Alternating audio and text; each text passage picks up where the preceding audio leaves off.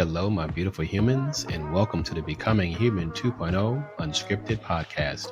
I am your host, Paul McFadden, and it's my mission to create global impact, cultivating real connection through having authentic conversations that matter.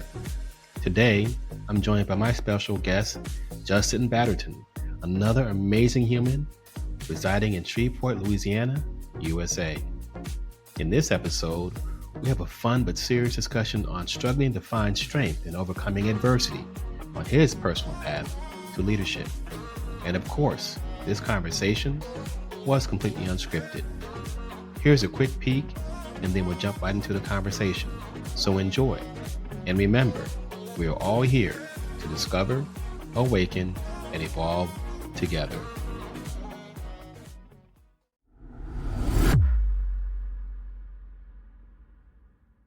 I believe it's a superpower because if we're vulnerable with people, we'll begin to see how much they trust us. Yeah. And allowing us to be trusted in those situations. Yeah. I always say that vulnerability allows us to connect more authentically with people, but then we can see each other. Yeah. And just be genuine. Mm-hmm. And that goes a long way to building trust with people, right? Like you said, and we've both been saying it, like everybody's got a story, and the story needs to be heard.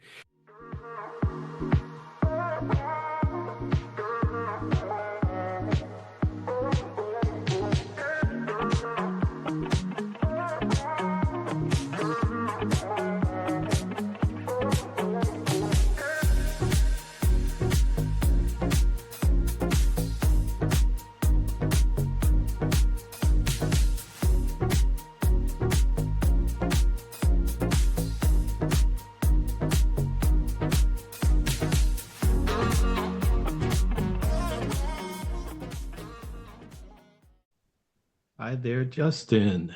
Hey, man. How you doing, sir? I am doing outstanding. How are you? I'm good, man. Good. Good to be able to connect with you. Absolutely, man. Absolutely. Loving that shirt, dude. Today was the day I decided that I'm going to be King T'Challa. So. Come on. Look, I'm over here dressed in a sweater and all that, man. And I'm like, this dude here rocking it. I love it. All right, we got to be ourselves sometimes. So there we go. Absolutely. Great. So the question has been asked. I'll answer the question because you might have the same question. Is this the podcast or is this just a general discussion? Either way is fine with me, brother. If anything, if it's podcast, cool. I'm ready. If not, right now, hey, dude, it's a relationship that we're building. I'm okay with that too. And it's all that. It's certainly all of that. It's definitely the relationship for me first and foremost. If the conversation is podcast worthy, it will be the podcast. Yeah. That's the whole point of calling it unscripted, because I don't know. I have no idea other than the information I have. But I also figure that if you are showing up as your authentic self, if you have clarity around what you do and what you, then we're just having a conversation, and it might be some nuggets that come out of that conversation that's worthy of being heard and certainly worthy of being shared with others. And obviously, there's always an opportunity, if that is the case, for us to have another conversation. And then there'd be a part two. So absolutely. That's how I look at it. So I appreciate you taking the time to raise your hand. I certainly love to hear about you and your journey, just maybe a 50,000 foot view of the journey and how Justin got to where he is now. Okay. Let's see, man. How about you want to go up further than 50,000? No. Look, it's been a long journey, my friend. It's been a long journey. This Justin, I guess I could say that side of it was you probably wouldn't want that guy on the podcast. Let's put it like that. We don't have that version. We don't have that version. It's my past, and look, it made me into who I am. That's the way I see things, man. As much as I regret a lot of things, I wouldn't be the man I am today without them. So I'm okay with that. Absolutely. Yeah, man. So that version, man, I started using drugs at 12 years old, my guy. 12 years old till 24. Okay. I think I did my first line of cocaine at 14. So it shows you, how deep it got and how deep it got quick. I ended up going that route for, like I said, 12 years. Got arrested a couple times, caught a couple felonies because of it. Apparently, the first wake-up call was not a wake-up call. It was, I'm hard-headed and needed more than one. And then it was a multifaceted thing. I guess a two-sided thing is, yes, I knew I needed change, but then I had a son. I had a son born. This was April of 2007. He was born. A month later, he passed away. The whole reason I decided to get straight and get clean was to be a father. And then he passed away and it stunk. It was hard. Still, of course, you still deal with that. It's not something you ever just fully get over. But at the same time, I knew I still had to do what I needed to do. So that happened, ended up changing my life, man. That was, like I said, right at a little over 17 years ago, 17 and a half years ago, something like that. Was in ministry, worked for the ministry that I went through Adult and Teen Challenge. It's a program to help men and women off drugs and alcohol. I worked there about 13 years after going through the program. Ended up doing many different jobs with teacher, dean of students, became the director, helped open the one where I'm at in Shreveport. My wife, we were pastor, young adult pastor, youth pastors, associate pastors. And man, it just throughout that time, God and just life began to show me. And when it came to leadership, it's funny, even in my addiction, I was always in the form of leadership. As I look back, every job I got on almost, I became some type of crew leader. Then I didn't understand why, but now looking back and seeing my passion for leadership and the things that I love, it makes sense. Let's see, about 2 years ago, I started coaching. I was really thinking about which direction I wanted to go. Being a man and been through so much in my life, I don't know if I put it in thing. I always try to just to show the struggles. I've lost like almost 50 people, close people in my life. And I am 42 years old. Those being the parents, my grandmother who raised me, family trauma, all that. So being a man, we internalize those things. Okay, what are we going to do with that? And really felt leadership was my calling, man. Going back, I've always had a passion for leadership, studied it. I consume it. And I realized that I need to affect more than just one. If I affect a leader, more can be affected. And I guess the long story short, not so short. No, I appreciate that. I appreciate the vulnerability. Look, first of all, I'm sorry about the loss of your son. I have 3 kids. I got a 31-year-old son, a 29-year-old daughter, and a 24-year-old daughter. And so I feel very blessed in that regard to be able to, because everybody doesn't have children, right? So there's absolutely. Then to lose a child early in your adulthood, that can be very devastating and traumatic, obviously for the mom, but also as the father, particularly if that's something you're looking forward to, and that was a big reason for you to make a shift in your life, right? But it also sounds like that was a catalyst for you to ensure that you shifted and you stayed shifted. You weren't going back to what life was like before. So just want to acknowledge that. It's a powerful story. Certainly, everybody has a why. Correct. And I think that you found yours. Absolutely. And congratulations. How long you and your wife been married? We've been married 10 years this year. We've dated all together 12, but June made 10. And so I also have a daughter, not previous marriage, just previous. Justin, I had her when I was like 20, which that's a whole nother long story. She actually just found out I was her father 2 years ago. So she's 22. And then we have an 8-year-old and a 3-year-old. So I got a wide variety of children. Well, that's so good. So good. Wow, lots of things come to mind. So what you just everything you explained, there's a lot. I would assume there's a lot of learning, right? You've learned something from that experience. What would you say are the top 3 things you've learned about yourself, having those experiences you just shared? There's a lot I have learned, whether it be through my stuff. My grandmother, like I said, she raised me. Gotta love a grandmama. I learned a lot from her because my grandfather her husband died 2 days after I was born. And then 3 months later, she lost her daughter. On that side of it, the resilience to not give up, no matter what comes your way. You've got to keep fighting that. And I learned that everybody's got problems. That's the thing is, like, throughout my years, I've learned that I'm not the only one. Yes, with children, it's a little bit more touchy. At the same time, we've all lost people, or we've all gone through life. You even said everybody's got a story. And with that being said, I'm a big believer that going with that is everybody's got a story, but there's a lot of stories that haven't been heard. Yeah. And everybody should have a place to have their story heard, whether it's just one person hearing it. I'm a big believer in that. Hey, I love to hear people's story. Like, where are you at? Just sit down with you, have coffee, and tell me your story. And realizing that we're all not that different. No matter what we go through in life, no matter what obstacles we face, the end result, we have two choices. We can either continue on it and continue battling it or letting it beat us up, or we can stand up to it and say, what can I get out of this? And what can I learn from it? We can learn something from everything. So I guess those are the biggest things, is just being able to learn in those situations, being able to be resilient, and also being, you mentioned vulnerability earlier. I'm big on vulnerability. I believe it's a superpower, because if we're vulnerable with people, we'll begin to see how much they trust us. Yeah. And allowing us to be trusted in those situations. Yeah. Yeah, I always say that the vulnerability allows us to connect more authentically with people, but then we can see each other Yeah. and just be genuine. Mm-hmm. And that goes a long way to building trust with people, right? Like you said, and we've both been saying it, like everybody's got a story, and the story needs to be heard. Absolutely. So we just don't realize it because we think that we're in our own island, particularly as men. And I want to highlight that because you brought that into the conversation. So I feel like, yeah, that's true. As men, we're taught not to be those things. Yeah. No, and traditionally, right? Yeah, and that is a big thing for me too, is even through my life, is like we hold things in as men. And because we feel like like you said, we've taught not to do those things. Don't go open up to people. Don't, especially the life I come from, hanging out in the streets and all that. Like, you trust no one. But fact is, if you trust no one, then you're really crumbling your own self. It's the way I always tell people, is when we build up a wall to keep people from hurting us, we're also keeping them from blessing us. Yeah. Because we're got this wall up, man, and men are the worst about it, unfortunately.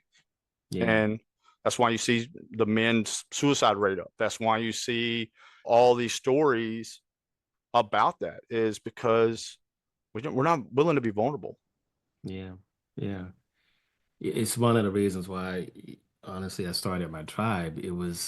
I bring a lot of ancient wisdom into the conversation. And the reason for part of that is I know what I've certainly been learning that, and it's always a learning journey, learning that when you look at ancient civilization, right? So before organized religion, before all the political boundaries that have been drawn to represent countries and all that kind of stuff, when we lived tribally, there were rites, certain ancient rites that, adolescents went through to become adults, right? And everybody had a role within the community.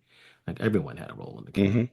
And, when children hit a certain age, the elders would come to the children and go to the family and say, okay, look, you young man, you young lady are going to go out there in the wilderness and you're going to do this thing, you're going to survive. And while you're out there, you need to figure out who you are. And don't come back until you do. And then when you do come back, be able to articulate who you are and what your purpose is here, right? And how you're going to serve this society and help move us forward. And we don't do that anymore, particularly in American society. Certainly, we can argue that there are some other nations or some cultures where those things still exist on some level, or at least shared, even if it's shared from a mythical perspective, but at least those conversations are being had.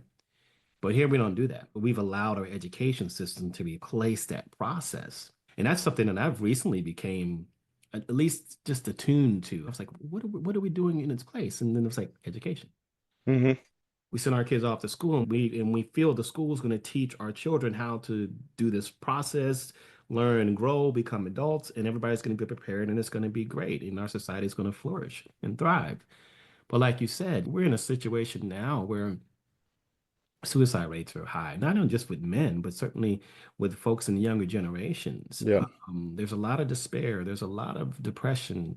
There's a lot of anxiety, and there's a lot of a lot of things we could point to. We can point to technology. We can point to media. We can point to all those things. But when you look at it more energetically, I feel like we're the masters of our fate and the captains of our soul. And so many times, we are our own dream killers, even though we would like to give credit to someone else or another situation or whatever, or a trauma or a loss or whatever might be going on. And it sounds like you pushed through that. So what was after your son died, right? What kept you going? I guess for me, the biggest thing is I'm a believer. So that was it. The program I was in, it was a Christian program. And at the time, that was all I had. So when you go in the first 2 weeks, you couldn't even talk to your family for the first 2 weeks. You couldn't even write them a letter. You can write a letter and make phone calls after the first 2 weeks, and you can't see them for the first month. Yeah. So at the time, but at the same time, I was surrounded by, it was a men's program. So I'm surrounded by other men too. And those sometimes were it. So it was a little bit of both. It was my faith. It was, and obviously at the time going in, I was definitely didn't have faith because I was living crazy. But at the same time, I was brought into that, and then having those men, we all stayed in one room. It was a 12-man dorm, very close knit. And as you say that, a memory pops in my head when it comes to that. There was a night, I can't remember what happened, what triggered it, a memory, something. And this was probably maybe a month and a half, 2 months in. Now, when I say I went and got it straight, I went into the program the day after his funeral. So it wasn't like it was months, weeks. So those first 2 weeks after I lost my son, I couldn't talk to anybody in my family. Since me and the mother were not married, I wasn't allowed to talk to her at all for the whole year. So I said that to say this is I had two things. Obviously my relationship with God, and I began to lean on him in ways I never even imagined. But then I also had other men. And there was a memory that popped up is we were at dinner, something. I can't remember what happened. I know it had to deal with or some stuff that happened around my son or was said and the situation around that. But I couldn't eat. I'm just bawling. Again, you just lost a child. But I remember this guy. He didn't even stay in the program. I don't remember his name. I can barely see his face because, again, that was almost 20 years ago. But I remember his action. And it's going to sound crazy, but, man, he just laid next to me in my little bitty bunk and was there for me. It was like a legit shoulder to cry on and just let me be me in that moment. Yeah. And it's things like that. And as I look back over my life, that's where I need it the most. I think another thing with men that we do, it's not just being vulnerable. We don't have relationships. If we're very real, and I believe in transparency. I believe in being vulnerable. To this day, it's still something I struggle with. Having those men in your life that you can lean on to, excuse me, but like really be there in those time of moments. It's not that we're not just not vulnerable. We don't allow people in to be able to be vulnerable to them. Powerful thing. Yeah, we're at arm's length. Every relationship, except our spouse, and sometimes even then, depending on what we're going through. Right. Because we, as husbands, we're the protector. We don't want, for me, if we got something going on, whether it be life, finance, whatever, I'm struggling internally, but I don't vocalize it to my wife because I'm her protector and I don't want to bring her down. Right. So I'm protecting her from the issue. Same thing was we don't have those people in our life on those relationships that we're supposed to have. Yeah. And it's the way it's always supposed to be.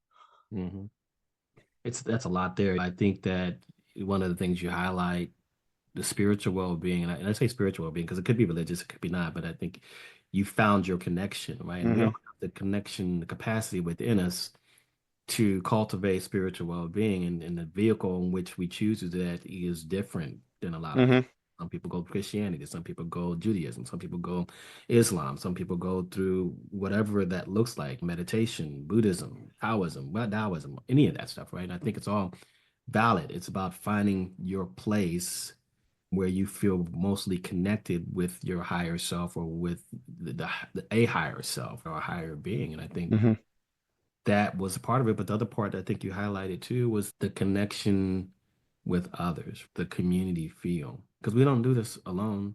We keep trying to do it by ourselves. For some reason, and that might be that's ego, of course, but we teach in our society that we do it by ourselves. We don't need to rely on anybody.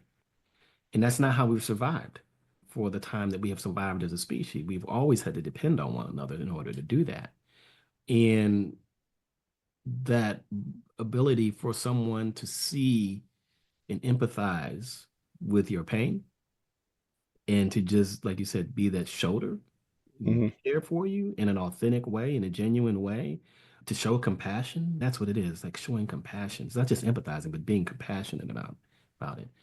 even if they haven't had that experience, in some respects, we all understand what loss is like.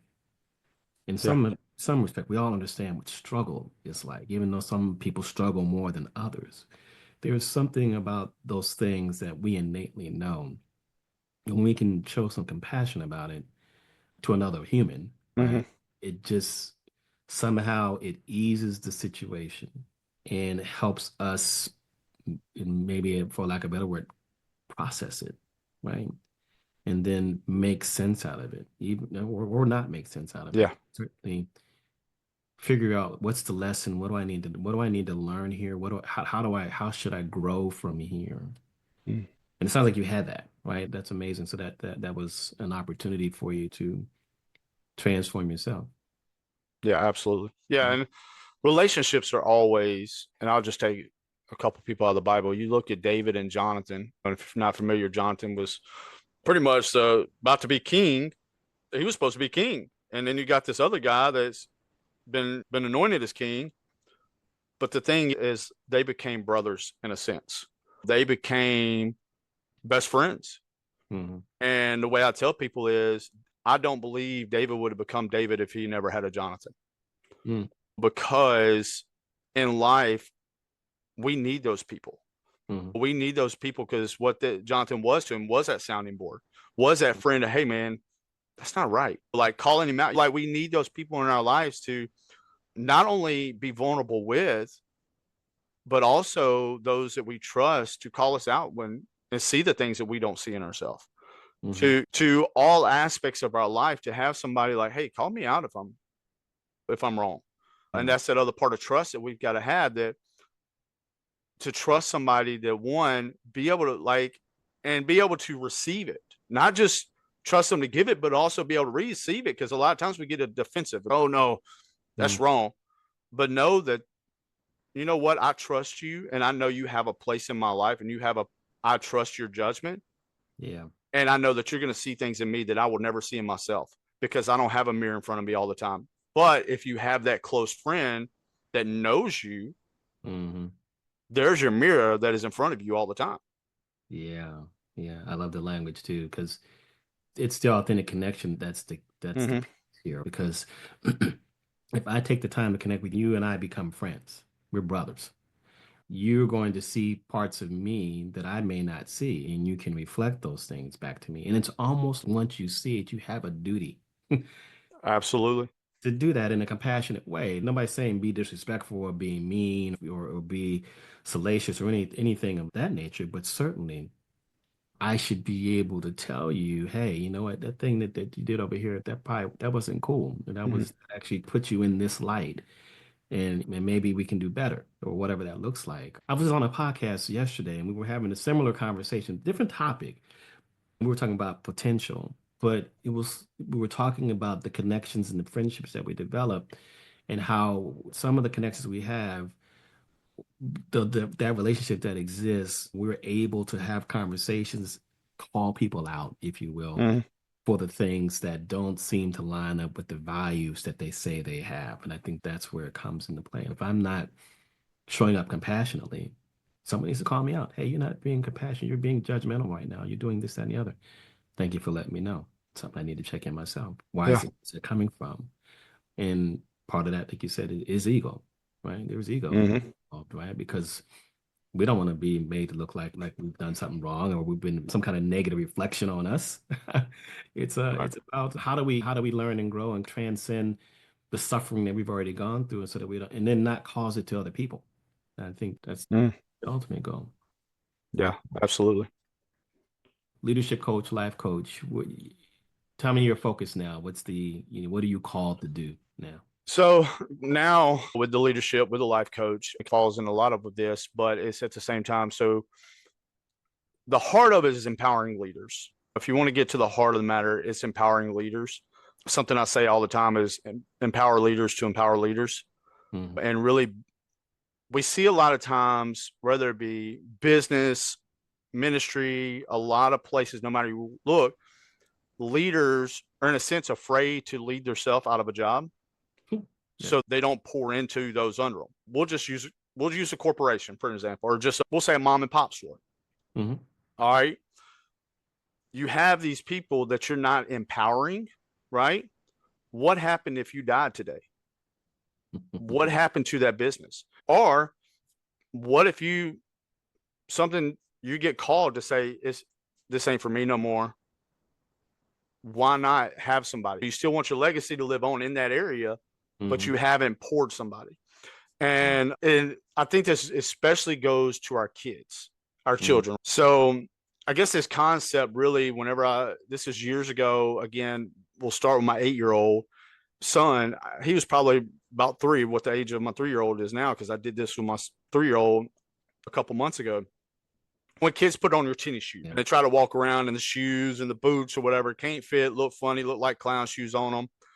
But what I did is it hit me hard. And I got down on my knees, eye to eye with them. And I said, there's going to come a day that I will not be fit to wear your shoes. And then now, as my 8-year-old, he's always been a daddy's boy, which I know sounds odd, but man, he is 100% daddy's boy since birth. We've had this bond. I got him with my other kids, but me and him have always had this bond. But there was one day he's, Dad, kids, you're the best dad ever. And obviously it touches your heart. Sure. But I took this opportunity in that moment to, again, get down face to face with him, eye to eye, and tell him, buddy, I love you and I appreciate that. But if I raised you to be like me, I failed you. I want you to be better than me. In my mind, I'm a great parent. Obviously, we all got flaws and we all got parenting's rough. It's no matter how many kids you got, you're just still trying to wing it and figure it out. No, parenting books are so weird because can't nobody give you true advice because every kid is different. But as parents, that's our job. And so whether you're in leadership, ministry, business, or within your family, we're all leaders in that area. So it's to empower them, building them up, helping them overcome the obstacles. We've talked a lot about it, but whenever I first started this, it was fresh. I had more or less like 3 key points. Now, obviously, as you grow, your vision changes a little bit, but still you have that core vision. And mine was is empowering leaders to empower leaders was first adding value. So you first add value to yourself before you can add value to others. I can't add something to you if I don't have it myself. If I'm not, and so that's always learning, always training, always, if you want to say craft in a sense, when it comes to leadership. Then it goes back to, and we've been talking a lot about this day, is vulnerability. Being willing to be vulnerable no matter what. Being willing to stay vulnerable with the person that you're leading. Because in leadership, I know that's hard to say is, I don't want to be vulnerable. But that's also in the sense of saying to your employee or those you lead, hey, man, I screwed up. What are and being open with them? Because what that does is that opens that trust for them to be now vulnerable with you and trust you with those things and helping them see that you're not any better than they are. Yes, you're a leader. Yes, you're maybe their boss, but in the same sense, you're no better than who they are. And then also, you said earlier too, being authentic. It's almost like a tier process. The way my mind works is first adding value to yourself so you can add value to others. Then through that, you're learning to be vulnerable because you're opening yourself up as you learn, right? You're being open with yourself as you're learning and processing. And then through that, once you learn to be truly vulnerable with people, you can truly be the person, God, and just who you are as a person, who you're created to be. That is that's our purpose, is being the person who we're created to be in our full self and not, I'm never going to be you. Fact is, there's things, the way I always tell people, there are people in your life that you're going to reach. And even through your platform, you're going to reach people that I will never reach. Same thing in mine. So why am I trying to be you when the world also needs a me? That's right.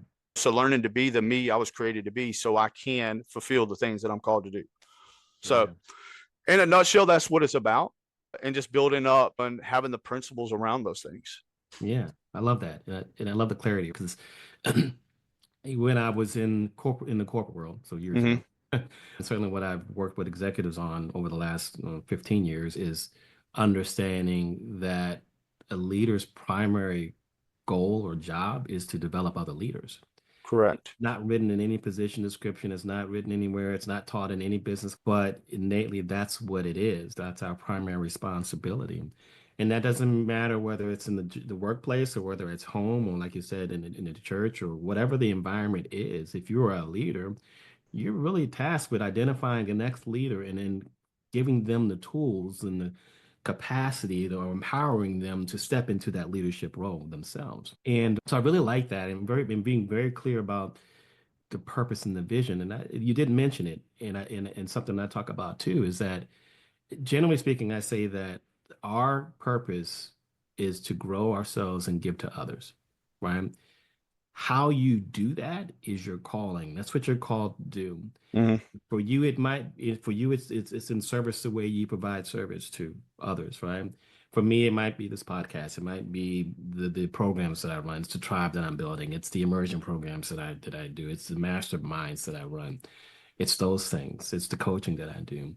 Um, it might be the speaking, but for everybody, it's different. And sometimes that changes because you might be called to do that now, and then Mhm. it changes. Then you're called to do something else, and it might be even on a broader level or a more impactful level, particularly when you start talking about, and you did use the word legacy, right? Because what's the legacy you want to leave behind? And you had that moment with your son, right? And you're right. I don't need another copy of me.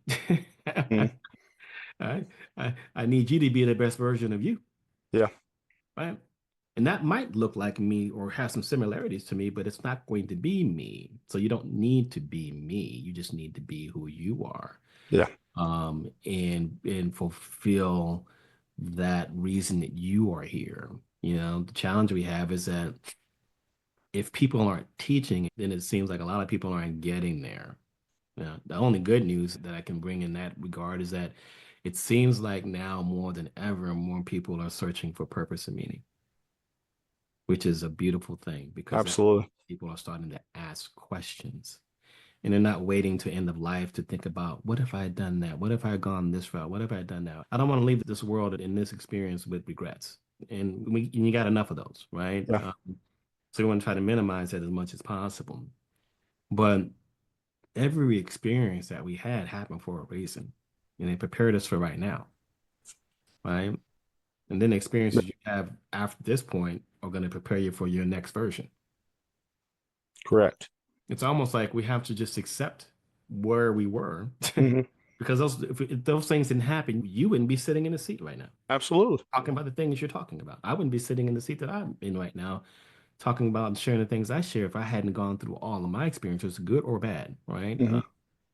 That is an interesting thing to realize and then wrap your head around and then accept, right? And then take the learning and growing from that. Yeah. No, and it's very key in growing. And I want to backtrack a little bit because you was talking about people finding their purpose and things like that.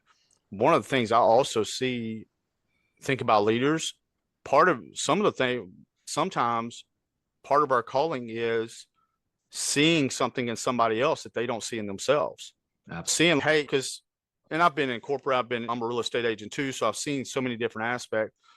But a lot of times with that is the fear, or I don't know how to do this, or they may not even know they have a task. But as a leader, Mm, because you're empowering them, when you get into empowering them, what you begin to see is you begin to see greatness and abilities that somebody may not see. mm, Whenever I came director of Teen Challenge, I did not see that. mm-hmm, Honestly, I didn't want it at all, but my leaders trusted me with that. mm-hmm, And sometimes when we're talking about in the business realm and leadership wise, if you think that, and the way I tell clients and I tell people is this, talk to them about that. So if I'm talking to you as a leader and I'm saying, hey, or I would tell you like, okay, what is this person doing? Or even say you're my employee. I'm like, hey, I see this in you. I see that you can do this. And you come back, I don't know. How about this? Let's do this. Why don't we give it a trial stage? If it mm, doesn't work, then we can come back and revisit it and maybe it doesn't work. But I really believe you can do it. Let's try it out. What's the worst thing that could happen? We're sitting back here in 30 or I'll say 30 days is way too short, but we'll say 90 days. We mm-hmm, come here in 90 days, we reevaluate the situation. Now, obviously, if there's been a lot of massive bonfires set throughout the process of those 90 days, yeah, obviously we shorten that process. mm-hmm, But at the same time, what if there's not a lot of burning of things, but more growth of things in all areas, business, personal, leadership, all these areas in that person's life and within the organization, because you took a chance on somebody and you empowered them and you saw things in them that they didn't see in themselves. So sometimes it takes people to point out the purpose in our lives because we're not going to see it in ourselves. That's true. That's true. I developed a purpose program, a finding your purpose program a couple of years ago, and I revamped it recently. It's one of the strategies I tell people to use when they're trying to figure out what their calling is. It's like, ask other people what your gifts are, what you're really good at, what they believe you're passionate about, because we show those things to other people when we don't typically necessarily see it ourselves, but they do. People that are close to us see it all the time because those are the things they go to you for. Correct. I come to this person for this reason because they're a great listener. They should be a counselor or they should be a therapist because it's like sitting on a therapist's couch, whatever that looks like, right? And that's just one example. But a lot of times we wouldn't know that about ourselves unless someone shared that with us. Yeah. I love that. Legacy. What's a legacy you want to leave for your kids? Ooh, let's see here. Because I am big on legacy. As you're sitting there, I'm also scratching my head, not just thinking about me and looking at the legacy that was left within me from especially my grandmother. But I guess at the end of the day, be who you're supposed to be who God called you to be, and be a world changer. Don't try to fit a mold. Be who you're supposed to be. And that legacy even within myself that I try to pour into my kids is that. My son being eight now acts like 13. I'm not cool. And I'm like, no, buddy, look, this is who you are. Like, we have a saying in our house, like, my last name is Batterton. Is that what a Batterton would do? Where do you find that in yourself? So I guess the legacy part is, one, be your authentic self, be vulnerable, and just live a life of purpose. Be intentional with people. Everybody matters. And we may not now, do we do this or that? No, but even as a Christian, in the way I see things, everybody's all sin. Guess what? I am too. I went through stuff. Even though we may not be on the same page, I still love you the same. Just because, and we'll go just lifestyle, whatever things in life. I may not agree with you, but doesn't mean I love you any different. I'm going to treat you just like I treat somebody else, because we're all human. We all have flaws. And I think that's the key part of leadership is seeing that we all have flaws, including myself. Especially, there's been talking with church hurt and all that. That's a big thing right now. The way I tell people is, if me or you were pastors, guess what? I'd screw some people up too, because I'm human. I am a human, and that's just in life in general. So I think that would be the legacy, was just love people and be the one that God created you to be, because those people need you. And then also find your table. I think that's another big one that we try to, even in our own lives, like, something that is big and within me is, I spent a lot of my life trying to sit at tables that wasn't created for me. And what I mean is, they look good. They had all the fancy decorations. Everything looked great. But I wasn't accepted at that table. I wasn't, the things I see in myself and what I feel called to, almost got looked at crazy, or I didn't belong. And it wasn't until about almost 2 years ago that was revealed to me, in a sense of, the reason you haven't fit in is because you've been trying to sit at the wrong table. I got a whole nother table built for you. Now, I was talking with my wife about this a few weeks ago. There's going to be times that we may go sit at that table as a guest because we still love them. They're still a part of we still love them. I'm a guest at their table, but I got a whole nother table that was created for me, and I'm going to walk and build that table. And that goes back to being the person you're called to be and who you're created to be, so you can be that world changer you're supposed to be. Yeah. No, I love it. Lots of good stuff there. I like that, sitting at the table, right? And feeling like that's not the table, though, right? Sometimes you got to create your own table. Yeah, absolutely. Then invite the guests that you want at your table too, but you still partake because we're all in the human experience, and that's just I love that. A good insight to have and share. I love that. That's been awesome, man. It's been really great talking to No, you. yeah, absolutely. I think that one, you got a message that everybody needs to hear. I noticed that you're a speaker too, but you have a message that everyone needs to hear. There's 8 billion people on the planet. You know, Mm-hmm. there's all you need is one person to resonate with that message, and they will learn something from you and then change their world, if you will. I did a podcast, not a podcast, I did a live on Facebook. I do stuff on Facebook too. And I must have been a couple weeks ago, maybe the beginning of November. And I said something about everybody's was looking for, it seems like generally speaking, most people are looking for someone or something to change the world around them.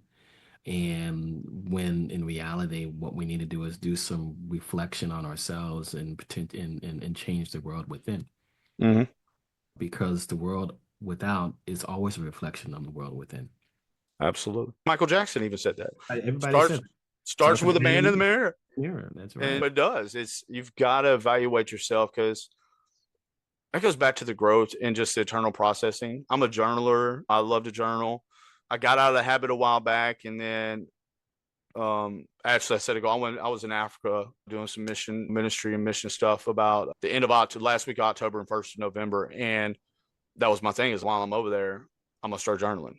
And again, and just really processing the day. Because when you go on trips like that, you have to process everything. And so every day, I'm almost every day I journal. But when I got home, that's what I did, is I broke down everything so I could always remember and go back and reflect on it. But I said that to say that's that part, is processing those things and really growing in those areas. And doing that internal digging so you can see, man, I'm the issue. Going back to the church hurt thing, is I believe in a lot of people, like even with church hurt, do I believe there's some leadership, whether it be church hurt, business hurt, what work hurt, whatever, wherever you're at, leadership hurt. We'll just call it leadership hurt. There's a lot of it, no matter where you go. But at the same time, what part do I play in that? Right. What part did I play in that? My hurt, all our hurts, even some of the stuff we went through, how I reacted. I could blame my drug addiction on so many things. My mother went to jail. I could have blamed it on all those things. But at the end of the day, I made that choice. Yeah. She didn't make it. Nobody else make it. And there's a lot of times with my sons, they'll do something. And I tell them, it's like, especially, I got one that loves to talk in class a lot. He's a genius, brilliant. My 8-year-old is brilliant, but he gets bored and he's a talker. Yeah. But I ask him, I'm like, hey, did they make you do that? Yeah. I said, no, you made the choice. And all the way I tell adults, obviously I'm not going to tell my son this, but I tell adults this: if you hit me right now, if you punch me in my face, I still have the choice to whether I want to punch you back.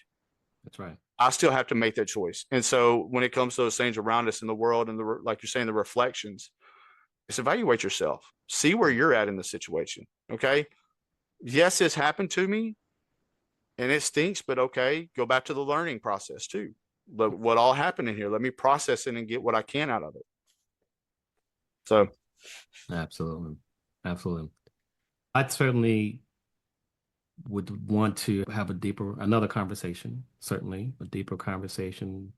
There's a lot of things you shared here. I think these are good. So yeah, that's been good, man, for both of us. It's been great. No, it's been great. I think it's a podcast here, but hey, it might be. And I think there's a lot of golden nuggets here. And I want to invite you to come back, have a conversation, potentially even speak to my tribe members, because I think there's opportunity. There's always, like I said, there's always learning and growth from everybody that shares their story. And I want more people to hear that, right? And one of my I say my calling, right? There's really 5 things I do. I awaken spirit in others. I make connections with disparate information, right? I build relationships. I break molds, which is what this unscripted podcast is about. And I bring joy. And as long as I'm doing one of those 5 things, I am fulfilling my purpose, right? Absolutely. Yeah. I love that. So the thing is, okay, there's a lot of connections that are being made. There's a relationship that is certainly developing here. I certainly want to continue the conversation. But if we can awaken spirit in other people. Even if it's one, I'm one of those people, is if it's just one, it's worth it. But that's all I need. I don't need the crowd. Just give me, if I can just touch one, I can be in a room of 20,000 people speaking to them and only one life has changed. That was worth it. Every second of it, because you go back to that multiplication process. We don't know what that one person may go do. Have no idea. I may have only touched one. he may touch millions. It's just, that's the truth of it. That's the truth of it. Yes, indeed. Yeah. I will be sending you a link as I sort some of that stuff out. Yeah. Folks, it's like I told you, I put that call out there and it was really like a soft call. It was like, hey, I'm doing this, whatever. 150 people raised their hand. Look. Okay. All right. All right. Look, man, that's what it's about. And that's why I rose my hand, because with this is, I tried to do this a while back. I got to get this. When you got a brand, I hate to call it a brand, what you're starting and what you're doing is there's purpose behind it. Mm-hmm. It's hard. Things don't happen. Things don't happen in your own town. So you got to broaden the horizons. And you know what? Look, there's people that are going to listen to your stuff that I would never touch. So going with that is, so I raised my hand. And it's funny you're saying that like you did all that, but this is the thing is, I tried to do about 6 months ago when I first started coaching. I had 1 or 2 opportunities, but then back a couple weeks ago, I just released it and I was like, you know what? This is yours, whatever you want to do with it. And I literally just took my hands off and just put fillers out there. Mm-hmm. This month is booked with podcasts because of that. I really believe it's because I stepped away and said, if it happens, if it don't. Mm-hmm. And I think I only put it out there 3 days and maybe 6 or 7 podcasts. Mm-hmm. And it's literally been pouring in. And I'm like, okay. Because I'm launching. I don't know if it's a tribe, but I'm fixing to launch this week the Facebook group I'm doing for Kingdom Leadership and all that.